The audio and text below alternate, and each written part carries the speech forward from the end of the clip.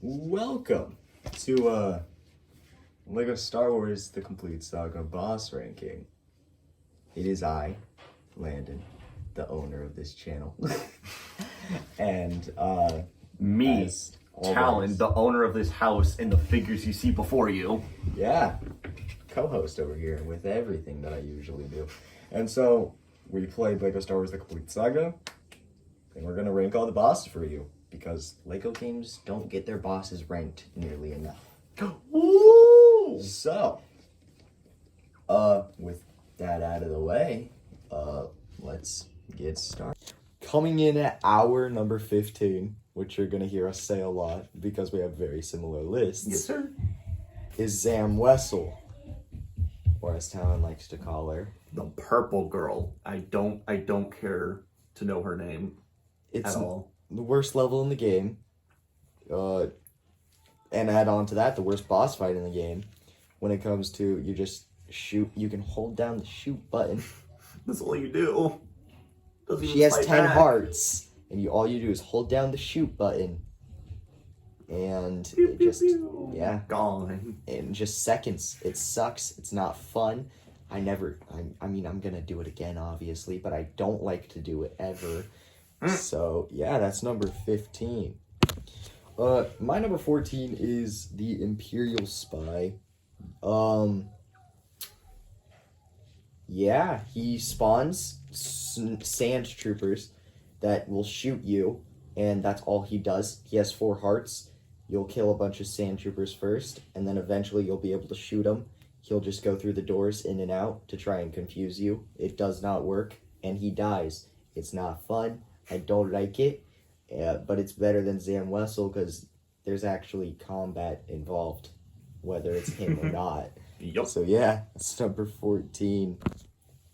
My number 14, and I guess number 13, is Boba Fett's 1 and 2 fight at, what is it, freaking Empire Strikes Back and Return of the Jedi. They both are the exact same, and they both suck.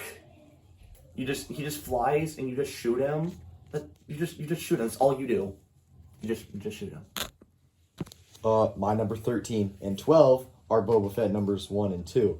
I put Boba Fett 2 at 13 because he only has 4 hearts.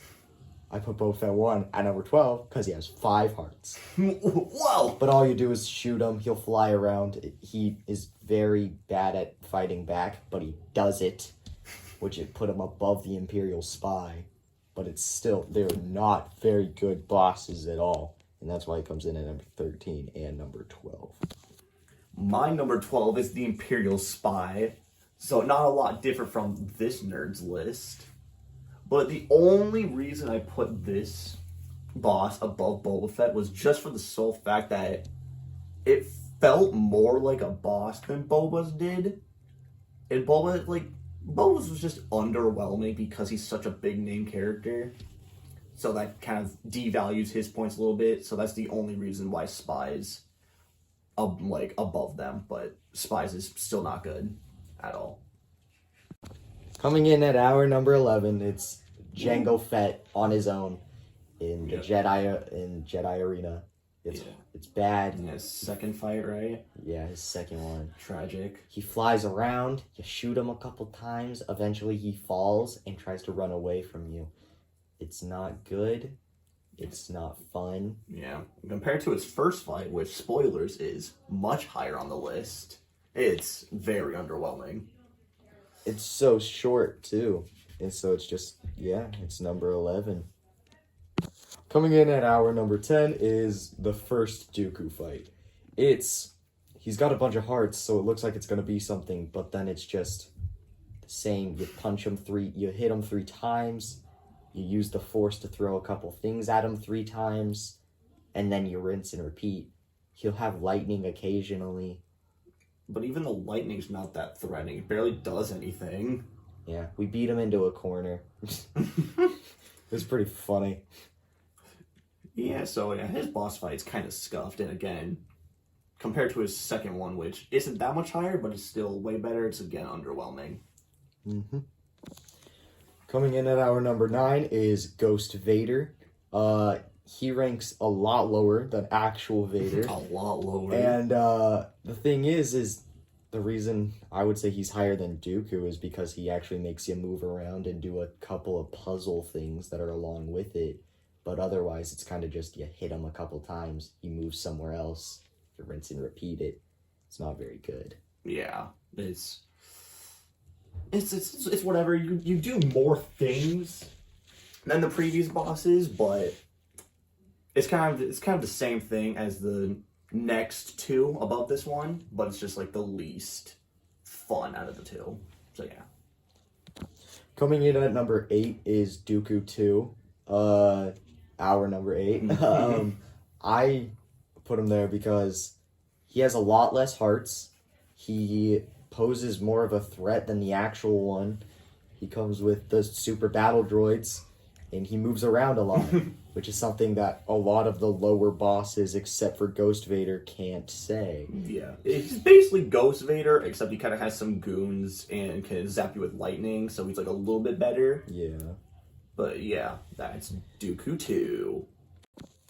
Coming in at number 7 is General Grievous, the second actual one to have an entire level based around the boss fight. Yes, sir. It's quite a bit fun. We played as guys with guns the whole time, except for when we absolutely couldn't. And doing that just makes it a lot more fun because Jedis can not one shot, but have unblockable moves. So yeah, and for this list, it also we kind of base it off of how it is in story mode and in free play, because some of them gain a lot more fun when in free play. Yeah. So yeah. Yeah, so it was good, but it's just like you hit him a couple times, then you have to do a couple of little puzzles that are longer, which puts him over Ghost Vader, and then he has more health, which puts him over Dooku too. So yeah, he's at number 7. Coming in at number 6 is Rancor, which is probably the most creative boss in the game. Mm-hmm. A little slow, but definitely the most creative. Yeah, because it's a Rancor, and what you do is you have to get the Gamorrean guards, which is and for him to eat them, which is something that never happens again. Murder him. And then you'll shoot the bombs that are around him. That'll do it, and that'll take his health down. Then you'll get another Gamorrean guard, shoot the other bomb, and then the ending is nice because you actually close him in the gate like he dies in the actual movie, which is a nice touch. Yeah, so that's nice. But yeah, just a little slow, which is why it's a little lower, but still really creative. My number 5 spot is the 1v1 fight at the end of Revenge of the Sith between Obi-Wan and Anakin. Now, this boss fight is really... It's fun, especially if you're in co-op, which is also kind of taken into consideration. And, how you actually get to fight your other friend. And it's even also a lot more fun, if you, in free play, when you get to choose literally anyone to 1v1 each other. Me and Landon just chose Indiana Jones and what's-his-face? Captain Panaka. And just shot each other until we died. Gunfight of the century. But yeah, the only reason it's lower than my other 4 is just because, the boss fight itself isn't really a whole lot. It's really just kind of you two attacking, but also its creativity is what brings it to my top 5. Coming in at my number 5 is Darth Maul, and I think my issue with it is it kind of is a rinse and repeat, though it was the first one of what ends up being a lot of the lightsaber fights throughout the entire game. It starts off with you having to block some blaster bolts from droids and then throw stuff at him 3 times. Then you'll chase him around, and then you'll get to the big final room where you'll hit him a couple times, he'll get out of your reach to where you have to throw stuff at him, and then you do that until he dies. It still is a lot of fun, and it's one of the best levels in the game, but it's just what a lot of them are, and it kind of it's just the first one, but it's a lot good, very good for being the first one. My number 4 is Darth Maul. I personally like this one a lot. One major reason is because Duel of the Fates plays in the background, so that gives it like 20 bonus points. But yeah, basically everything like Landon said, it's really fun. It's kind of like Vader's fight, but a lot more toned down, where you're kind of like fighting and chasing him. But yeah, Darth Maul's fight is like really fun, like kind of just like, I don't know, it's just really fun. Coming in at my number 4 is the 1v1. Ooh. It's pretty fun on solo, even if, you know, it's still great. You're fighting Anakin. When you're playing co-op, I like how you'll actually have the chance of losing, and depending on, like, if Obi-Wan loses, you get a slightly differentiated cutscene, which is nice. And then, of course, if you're doing free play, you can do whatever you want, and it's quite nice. Yeah, we did just donk droid versus a freaking, I don't even know, those little like PK droids. Yeah, that'd be hilarious. Yeah, it was fun. We enjoyed it a lot. We gun fought each other, which that was nice. But yeah, it comes in at number 4, barely above Maul. It helps out with its creativity as well. Coming in at our number 3 is Jango and Boba. Yes, sir. This is miles better than the original Jango fight. Mm-hmm. It does get docked, I would say, a little bit in story because someone is playing as an astromech part of the time. So yeah, and Obi-Wan, but in free play, it is so good in free play. You can either both play as Jedi, one gunman. But it just, he has 10 hearts, which was nice, and you it starts off with you having to hit him a couple times. He goes into the air, you have to block his blaster bolts towards him, and then he starts throwing mines at you, which is, like, one of the only times that it happens, I think. I think it's the only time that it happens. Yeah. And then, once he's down to 1 heart, he'll be back on the ground running away from you because he doesn't want to die. Yeah. It's also really fun in co-op because Boba's there as a little young boy, one person can kind of focus on distracting Boba while another one targets Jango Fett. So that's also really fun in co-op. Coming in at number 2 is the final boss of the game, Emperor Palpatine. Woo! 18 hearts to fight this guy. It's extremely long, but the thing is it's also kind of easy. Yeah, it's still a really, really fun boss fight, but compared to number 1, which takes a little bit more skill, this one's a little bit easier, especially for being the final, or technically the final boss if you played it in chronological order. Yeah. But It's very good. There's some electricity stuff. The guards, the red guards, those guys suck. Oh yeah, like they're actually kind of challenging, but also really annoying to kill. Yeah, but it's also nice that you get to play as Vader and Luke. Oh yeah, that's definitely where most of the fun comes from, being Vader and Luke fighting Palpatine. So yeah, I'd say that's why it comes in at number 2. Coming in at number 1 is the Empire Strikes Back Darth Vader fight. Whoa! And it starts off with looking like a normal level. And trust me, when you're playing this in co-op and story, it sucks so bad for the second player. That's the only downfall, is story.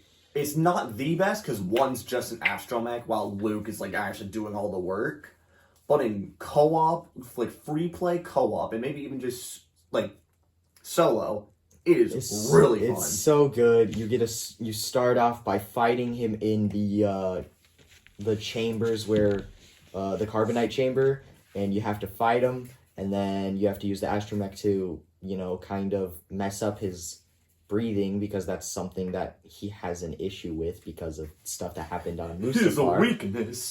So yeah, you'll fight him there, then he'll run, and then you'll chase him around. You'll fight him a couple more times. You'll get to the classic thing in this game where he throws stuff at you, and you have to throw it back at him. Yep, classic Star Wars. But he throws it a lot faster than all of the other people do. And you have to deflect stormtroopers trying to shoot you too. So that's also really fun.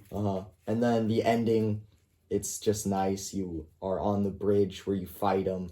And it's a great ending to an amazing boss, and it is my number 1. Yes. Well, that's the Lego Star Wars The Complete Saga boss ranking. Woo! If you did enjoy, don't forget to like and comment a game. We might do it. Yeah. We're currently going through Lego games though because we feel Lego games do not get enough boss ranking recognition. Yes. So the next one I believe is Lego Indiana Jones. So be on the lookout for that eventually. Also, shout out to the Mandalorians that were stand-in representations for Jango and Boba. Yeah. As you can see, we have fake Jango right there. He did. But yeah, this was a lot of fun to make. We had a lot of fun doing it. So yeah. Peace out, losers.